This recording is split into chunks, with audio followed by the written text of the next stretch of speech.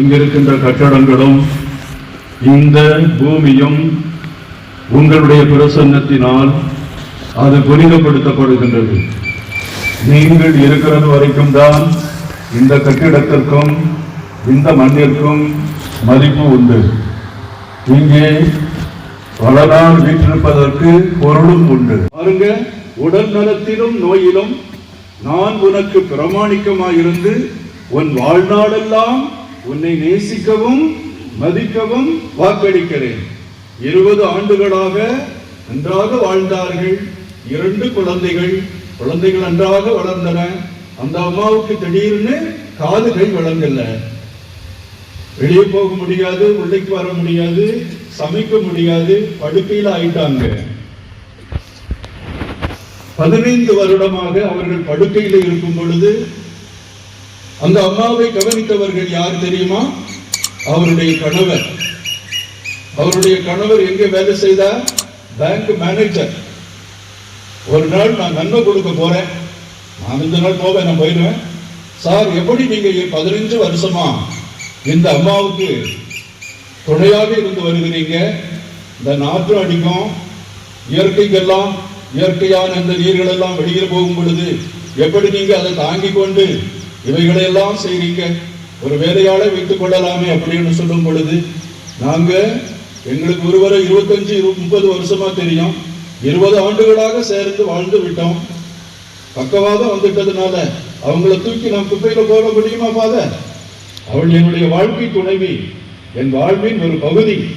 என் வாழ்வின் ஒரு பகுதி போய்விட்டால் நான் அரை மனிதனாக இருப்பேன். என்னை யாரும் மதிக்க மாட்டாங்க. என்னுடைய முழுமையே நான் ஏந்தி செல்லும் தாங்கி செல்லுகின்ற என்னுடைய மனைவியை பொறுத்துதான் இருக்கிறது என்று சொல்லி அவர் வார்த்தை சொன்ன உடனே நான் அப்படியே வாயை அடைச்சிட்டேன். இதுதான் பிரமாணிக்கம், இதுதான் கைவிடாமல் எல்லோரையும் காப்பது. அந்த அளவுக்கு அந்த அம்மாவுக்கு மேல அவர் ரொம்ப கருணையுடையவராக இருந்தார். அவர்களுடைய திருமணமே மிகவும் சர்ச்சைக்குரியதாக இருந்தது. உங்களுக்கு தெரியலையா? இந்த வாசகம் அப்படித்தான் சொல்லி இருக்கிறது. திருமணமாகி அவர்கள் சேர்ந்து வாழும் முன் கன்னிமரியாள் கருவுற்றிருப்பதாக தெரிந்தது. உடனே அவர் அவங்கள மறைவாக விலக்கிவிட வேண்டும் என்றிருந்தார். ஆனால் விவிலியம் சொல்லுகிறது, இப்படிப்பட்டவர்களை 4 பேரை கூப்பிட்டு அவங்க முன்னால, நாங்கள் திருமண வாழ்வு வாழ்வதற்கு முன்னாலே கருத்தரித்திருக்கிறார்கள், எனவே இவர்கள் தவறாக நடந்தவர்கள் என்று சொல்லி கல்லால் எறிந்து கொல்லப்பட்டிருக்கலாம். அது சட்டம் அனுமதிக்கிறது. அவ்வாறு செய்கின்ற பொழுது கணவனுக்கு அது தீமை அல்ல, அது சட்டம் சொல்லுகிறது, கடவுளுடைய வார்த்தையே சொல்லுகிறது. அதை அவர் எடுத்துக்கொள்ளவில்லை. என்ன செய்கிறார்? மறைவாக ஒரு பிரிந்து போய்விடலாம். அவர்களை இழிவுக்கும் மக்கள் எல்லாம் பார்த்து சிரிக்கிற அளவுக்கு அவமானத்துக்கும் உள்ளாக்காமல் அவர்களை பாதுகாக்க வேண்டும் என்று நினைக்கிறாரே, அந்த ஒரு மனத்துடன் இருக்கிறதே, அதுதான் சூசையப்பர். அந்த சூசையப்பர் தான் யாருக்கு தகப்பனா இருக்க முடியும்?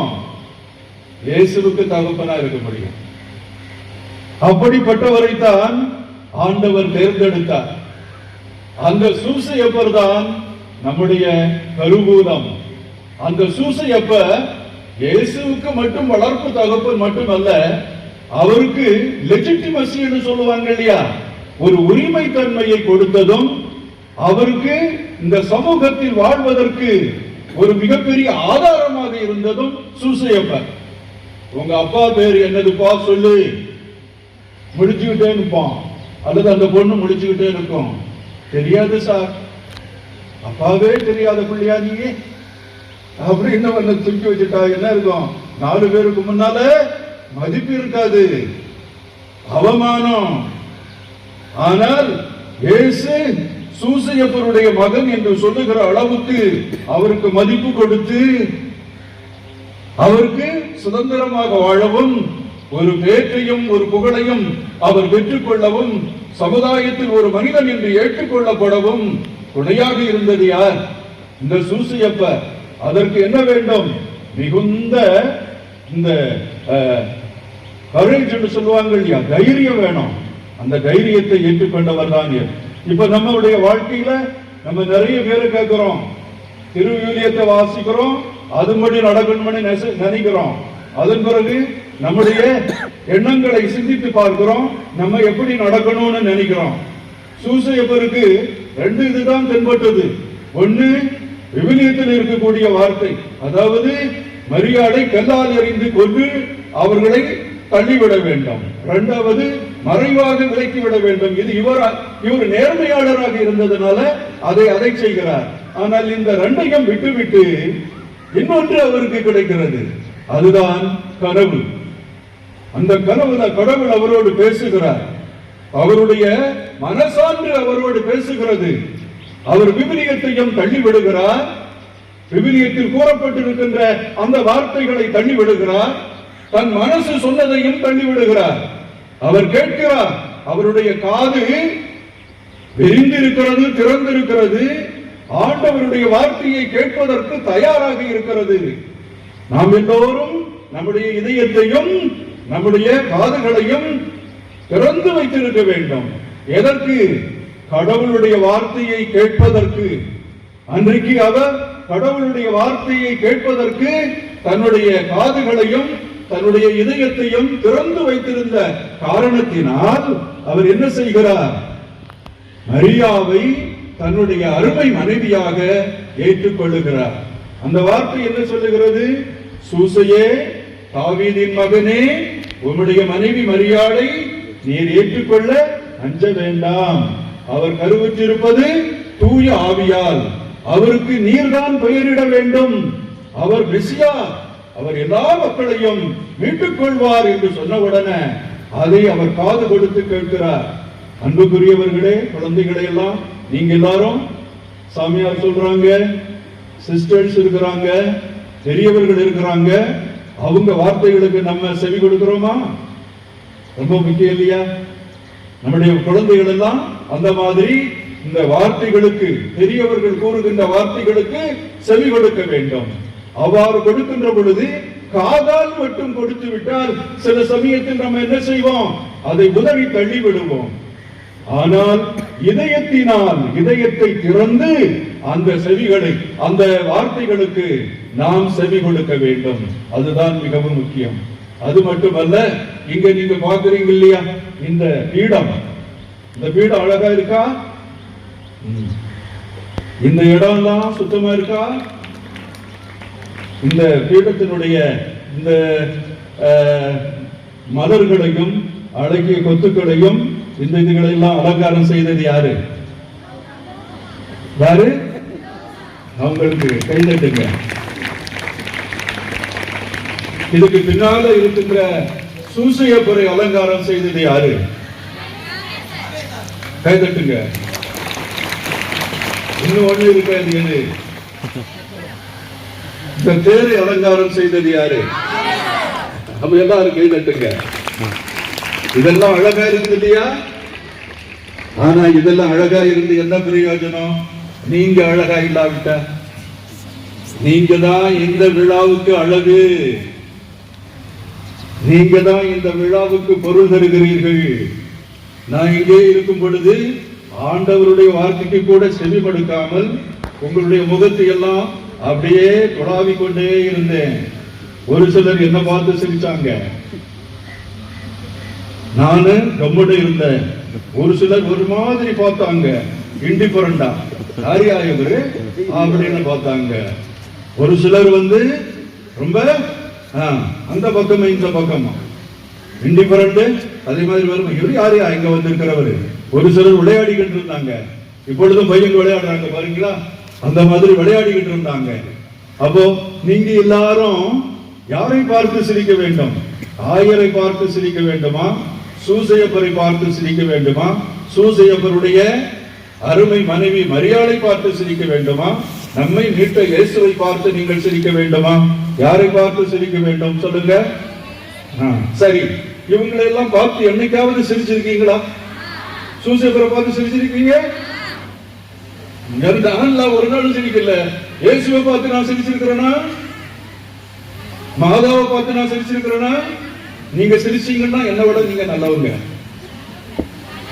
ஏன்னா நான் கடவுளை பார்த்ததே இல்லை, அதனால நான் அவரை சிரிக்க முடியாது. அவரை பார்த்து மாதாவையும் பார்த்ததில்லை, அவங்க 2000 வருஷத்துக்கு முன்னாலேயே இருந்தவங்க. சூசேப்பரையும் பார்க்கல.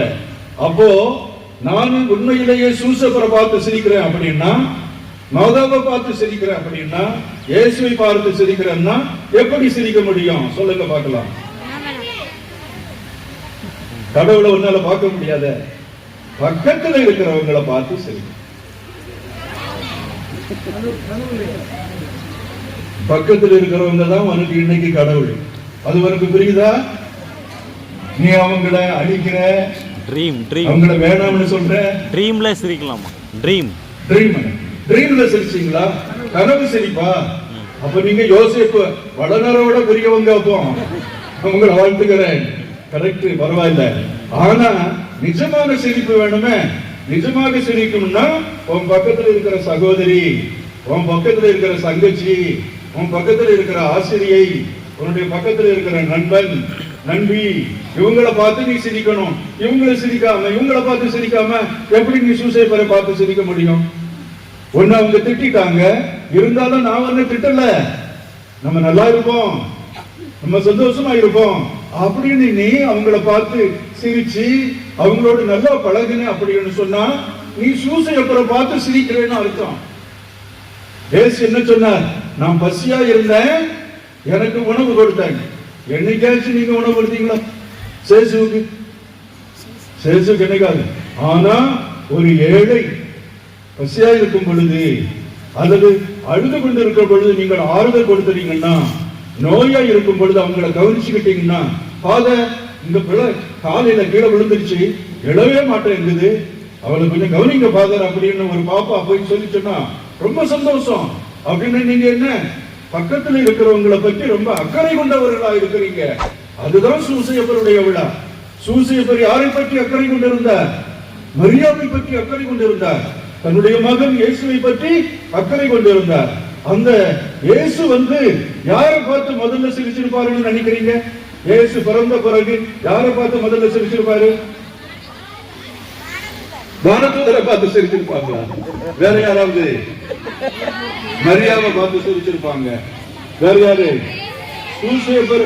நம்ம 3 பேரை பார்க்கிறோம். சேசு பிறக்கும் பொழுது யாரெல்லாம் இருந்தா? மரியாதை இருந்தாங்க, சூசேப்பர் இருந்தாங்க. வேற யாராவது அவங்களுக்கு உதவி செய்தாங்கன்னு விவிலியத்துல கூறல. அப்போ இந்த உலகத்துல வந்த உடனே அவரை கையில் எடுத்தவர் யாராக இருந்திருக்க முடியும்? சூசேப்பர் தான் இருந்திருக்க முடியும். சூசேப்பர் பார்த்து அந்த பையன் சிரிக்காவிட்டாலும் சூசேப்பர் அவரை பார்த்து சிரிச்சிருப்பார் இல்லையா? அப்ப அந்த அன்பு, அந்த உணர்ச்சி, அந்த உடல் ஸ்பரிசம் எல்லாமே இந்த உலகத்துல வந்த பிறகு இயேசுவுக்கு கொடுத்தது யார்? இந்த உலகத்துல முதல்ல மனிதனுடைய அந்த ஸ்பரிசத்தை ஒரு மெசியாவுக்கு கொடுத்தது யாராக இருக்க முடியும்? அந்த சூசேப்பர் தான். அதனால தோள் மீது போட்டு அவர் சுமந்தார். தன்னுடைய நெஞ்சத்தில் சேசு சின்ன பையனா இருக்கும் பொழுது அதுல டான்ஸ் ஆடி இருப்பார் இல்லையா? நம்ம தான் நம்முடைய அப்பா தூங்கிட்டே இருப்பாங்க, அவர்கிட்ட ரொம்ப கொஞ்சி விளையாடுவோம். அவருக்கு தன்னுடைய இதயத்துல வச்சு அப்படியே நம்ம அணைச்சு கொள்வாரு. நம்ம உடனே அவங்க அந்த நெஞ்சத்துல உட்கார்ந்து இருந்து டான்ஸ் போடுவோம். அதை பார்த்து கொள்ள சிரிப்பு சிரிப்பார். யாரு? அப்பா. இந்த அப்பாவே தான். இந்த அப்பா சிரிக்கின்ற இந்த சிரிப்பும் அப்பா காட்டுகின்ற இந்த கருணையையும் முதல்ல கண்டவர் யாரு? சூசேப்பர். அப்போ சேசு கடவுளை பற்றி சொல்றாருன்னா யாரை பார்த்து சொல்றாரு? தன்னுடைய அப்பாவினுடைய வழியாக அவருக்கு கிடைத்த அனுபவத்தை, புரியுது இல்லையா? தன்னுடைய அப்பா வழியாக அவருக்கு கிடைத்த அனுபவத்தை கடவுளுக்கு அவர் ஏற்றி சொல்லுகிறார். எங்க அப்பா வானுலக தந்தை கருணையுடையவராக இருக்கிறார், பாவங்களை மன்னிக்கிறார், அனைவருக்கும் சமாதானம் அருளுகிறார், ஆறுதல் அருகிறார், எப்பொழுதுமே அன்பு செய்யக்கூடிய ஒரு தந்தை, எந்த பாவியையும் அவர் விளக்குவதில்லை என்று இயேசுவால் சொல்ல முடிந்தது என்றால் இந்த பண்புகளை எல்லாம் அவர் யாரிடம் பார்த்திருப்பார் என்று நீங்கள் நினைக்கிறீர்கள்? சூசேப்பரிடம் பார்த்திருப்பார். அதனாலதான் நம்முடைய திருத்தந்தை என்ன சொல்லுகிறார் தெரியுமா? வானக தந்தையின் மன்னக பிம்பம் யாரு? சூசேப்பர். வானக தந்தை எப்படி இருக்கிறாருன்னு நீ கண்டுபிடிக்கணும்னா நீ யாரை பார்க்கணும்? சூசையப்பரை பார்க்கணும். பாத்தீங்களா என்ன அருமை! இன்னைக்கு சூசையப்பர் நமக்கு தந்தையாக இருக்கிறார். அப்படின்னு காரணம் என்னன்னா, ஒரு மெசியாவுக்கு தந்தையாக இருந்தார். அன்போடு அவரை சேர்த்து வளர்த்தார். அவருக்கு சாப்பாடு போட்டது இவர். அந்த பையன் எந்தவித கஷ்டமும் படாம அவன் நல்லா இருக்கணும்னு வேலை செஞ்சவர் இவர். நெற்றி வேர்வை நிலத்தில் விழ வேலை செஞ்சு காசெல்லாம் சம்பாதிச்சு அதை அம்மா மரியாவுக்கு கொடுத்து அந்த மெசியாவை காப்பாற்றி வந்தவர் யார்? மெசியாவை எல்லாம் கொல்றவங்க நிறைய பேர் இருக்கிறாங்க. பெரிய மெசியாவுக்கு சிலுவை சாவை கொடுக்கிறவர்கள் நிறைய பேர் இருக்கிறாங்க. அப்படித்தானா? மெசியாவை திட்டுறவங்க நிறைய பேர் இருக்கிறாங்க.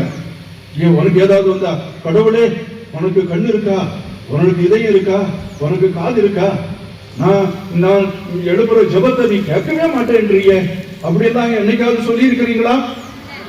நான் தான் கடவுளை திட்டி இருக்கிறேன். ஏயா நீ கடவுளா இருக்கிற? எனக்கு இதை செய்ய மாட்டேன்றிய, எனக்கு ஏன் இந்த துன்பம் கொடுக்குற? அப்படியெல்லாம் அதை பிறகு ஆடுவேன். தெரியாம உன்னை திட்டேப்பா, நீ நல்லவன் எனக்கு தெரியும். அதனால வேதனை நேரத்துல எல்லாம் நம்ம அழுகிறோம். கடவுள் இப்படியே கஷ்டத்தை எனக்கு கொடுக்கிறார் அப்படின்னு நம்ம அழுவோம். ஆனா கஷ்டத்தை விட அதிகமாக நமக்கு ஆறுதலையும் பாதுகாப்பையும் நமக்கு கொடுக்கிறவர் யார்? இந்த கடவுள். அதை யார்கிட்ட இருந்து இவர் கற்றுக்கொண்டார்? சூசையப்பர்கிட்ட இருந்து கற்றுக்கொண்டார். அதனால எந்த கஷ்டம் வந்தாலும் எந்த துன்பம் வந்தாலும் நம்ம யார்கிட்ட போலாம்? சூசையப்பர்கிட்ட போலாம். சூசையப்பரிடம் செல்லுங்கள், உங்களுக்கு எல்லாம் கிடைக்கும். பழைய ஏற்பாட்டில் ஒரு சூசையப்பர் உண்டு, தெரியுமா உங்களுக்கு? யார் அது? பார்வோன் மன்னனுடைய பார்வோன் மன்னனுடைய மினிஸ்டரா இருந்தாரு, மந்திரியா இருந்தாரு. அவர்கள் பார்வோன் மன்னனுடைய இரண்டாவது ஆள். அவர் என்ன செய்தார் தெரியுமா? நிறைய தானியங்கள் விளையும் பொழுது அனைத்து தானியங்களையும் அங்க சேகரித்து வச்சார். அது பிறகு 7 வருஷம் பஞ்சமாயிடுச்சு. பஞ்சமான உடனே அந்த மக்கள் பார்வோனிடம் வருகிறார்கள், அரசரிடம். அரசே, பஞ்சமாகிவிட்டது, சாப்பிடுறதுக்கு ஒண்ணும் இல்ல, எங்களுக்கு ஏதாவது செய்ய அப்படின்னு சொன்ன உடனே அந்த பார்வோன் மன்னன் என்ன சொன்னான்? எல்லாரும் யோசேப்பு கிட்ட போங்க, அவன் எல்லாத்தையும் உங்களுக்கு செய்து தருவான். அவன்கிட்ட போனா தானியத்தை அளந்து அளந்து கொடுத்தான். அவங்க பசி ஏதும் இல்லாத அளவுக்கு 7 வருஷமாக பாதுகாத்து வந்தவர் யாரு? அந்த யோசேப்பு. பழைய ஏற்பாட்டில் அப்படி ஒரு யோசேப்பு இருக்கிறாரு. அந்த யோசேப்பை விட பெரிய மனிதர் யாரு? நம்முடைய யோசேப்பு. அதனால சில சமயத்துல இயேசு கிட்ட நீங்க வேண்டி, தப்பா சொன்னாலும் மன்னிச்சுக்குங்க, மரியாள்கிட்ட வேண்டி உங்களுக்கு கிடைக்கல அப்படின்னு சொன்னா யார்கிட்ட போங்க? சூசையப்பர்கிட்ட போங்க. இத நான் மட்டும் சொல்லல, அவிலா தெரசா சொல்றாங்க, நம்முடைய பிரான்சிஸ் போப்பாண்டவரும் சொல்றாரு. எனக்கு துன்பம் வரும் பொழுது, கஷ்டம் வரும் பொழுது எல்லாம் என்ன நெஞ்சத்தை அப்படியே கிழித்து விடும் பொழுது, தூக்கம் வராத பொழுது எனக்கு பக்கத்துல சூசையப்பர் தூங்கிக்கிட்டே இருப்பார். அந்த சொரூபத்தை வைப்பேன். அப்போ என்னுடைய கஷ்டத்தை எல்லாம் எழுதி அந்த உறங்குகின்ற சூசையப்பர் சொரூபத்துக்கு கீழே வச்சுட்டு நான் தூங்க போயிடுவேன். கொரட்டை விட்டு தூங்குவேன். அடுத்த நாள் காலையில என்ன எழுப்பவே முடியாது, அந்த அளவுக்கு நான் தூங்கி போடுவேன்.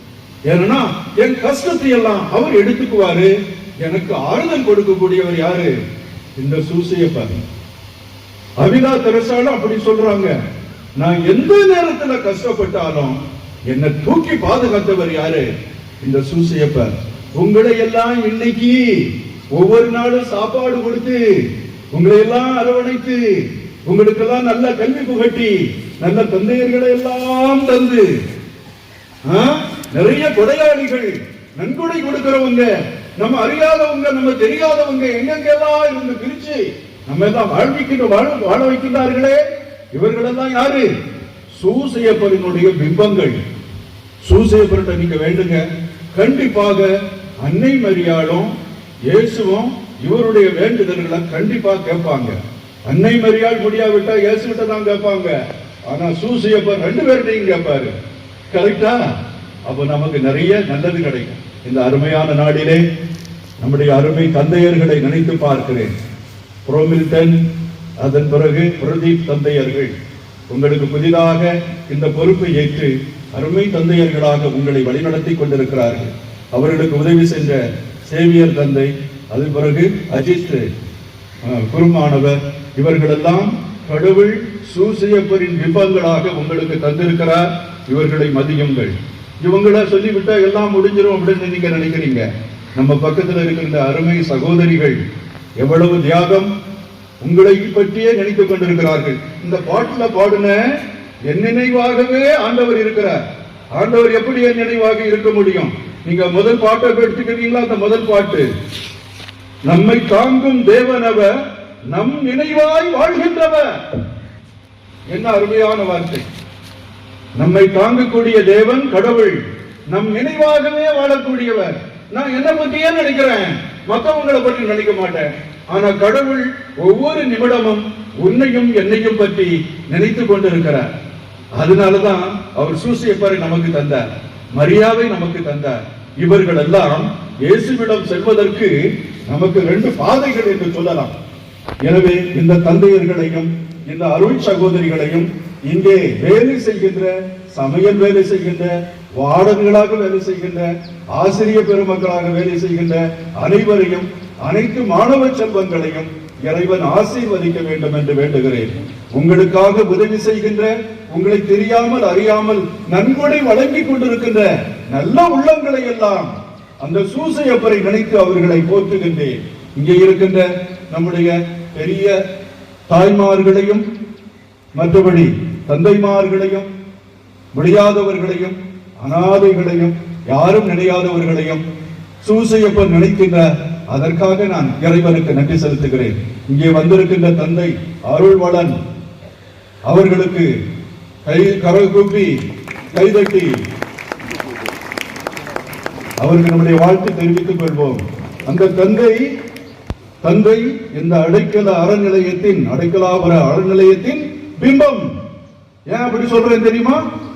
இங்கே படித்தவர், இங்கே வாழ்ந்தவர்.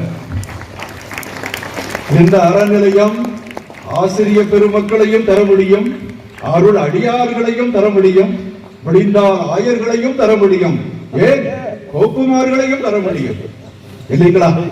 அதை நாம் எப்படி பயன்படுத்துகின்றோமோ அதை பொறுத்து இருக்கிறது, இல்லையா?